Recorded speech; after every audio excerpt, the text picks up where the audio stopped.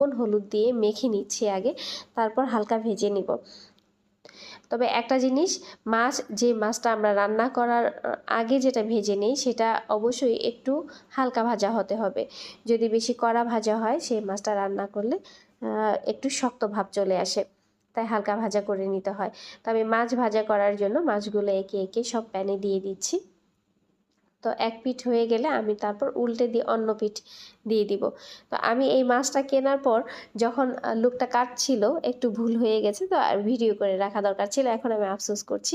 আচ্ছা যাই হোক, মাছগুলো বাসায় নিয়ে এসে আমি ভালোভাবে ধুয়ে পরিষ্কার করে সেগুলোকে ভেজে নিলাম, একটা প্লেটে উঠিয়ে নিলাম।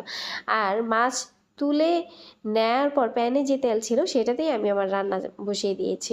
সেই তেলের উপরে আমি পেঁয়াজ কুচি দিয়ে নিয়েছি, আর পেঁয়াজটা একটু নরম হয়ে এলে দিয়ে দিলাম গোলানো মশলা।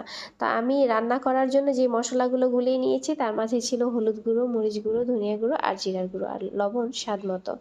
তো মশলা কষানো হয়ে গেলে দিয়ে দিলাম হাফ কাপ পরিমাণ পানি, আর সেই সাথে ভেজে রাখা মাছ। তারপরে একটু বলক চলে আসলে তার উপরে দিয়ে দিলাম কেটে রাখা টমেটো। আমি এখানে 2টা টমেটো কুচি করে কেটে নিয়েছিলাম। আর টমেটো দেওয়ার পর আবার একটু বলক চলে আসলে সেখানে দিয়ে দিলাম কাঁচামরিচ 4 থেকে 5টি। তো এখানে টমেটো দিয়েছি, টমেটো কিন্তু খুব দ্রুত সিদ্ধ হয়, এটা অবশ্যই জানেন আপনারা, সেই জন্য খুব বেশি জাল করার প্রয়োজন পড়ে না। টমেটো দেওয়ার পর কিছুক্ষণ পরেই আমি কিন্তু কাঁচামরিচটা দিয়ে দিলাম, তারপর আবার 2 মিনিট মতো সময়, 2 মিনিট পরে দিয়েছিলাম ধনেপাতা কুচি। ধনেপাতা কুচি দেওয়ার পর 30 সেকেন্ডের মতো ঢাকনা ঢেকে রেখে এরপর চুলা থেকে নামিয়ে নিয়েছি। তো আমি এই মুহূর্তে সেই মাছ রেসিপি সহ আজকের আমার যে খাবারের মেনু সেগুলো নিয়েই খেতে বসেছি, এবং আমি আমার যে স্পেশাল গেস্ট তার প্লেটে এখন মাছটা উঠিয়ে দিচ্ছি। আসলে এই মাছটা কিনেছিলাম শুধু তার ইচ্ছাতেই, আর সে আমাদের স্পেশাল গেস্ট, এবং আমি মাছের বাজারে যখন যাই তাকে সাথে নিয়ে গিয়েছিলাম। এই মাছটা দেখে ওরও ভালো লেগেছিল। তো আমরা দুজনেই এই মাছের সাথে অপরিচিত একদমই। এই মাছটা আমি তাকে খেতে দিলাম, কেমন হবে আমি জানি না।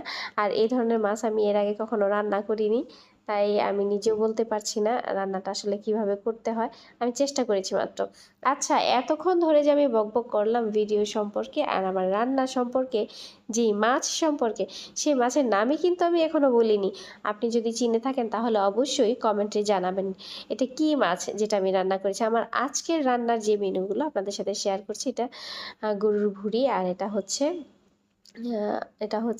ছোট ট্যাংরা চচ্চড়ি, সেই সাথে ইলিশ মাছের তরকারি ছিল, মিষ্টি কুমড়া ভাজি, আর আছে কালারফুল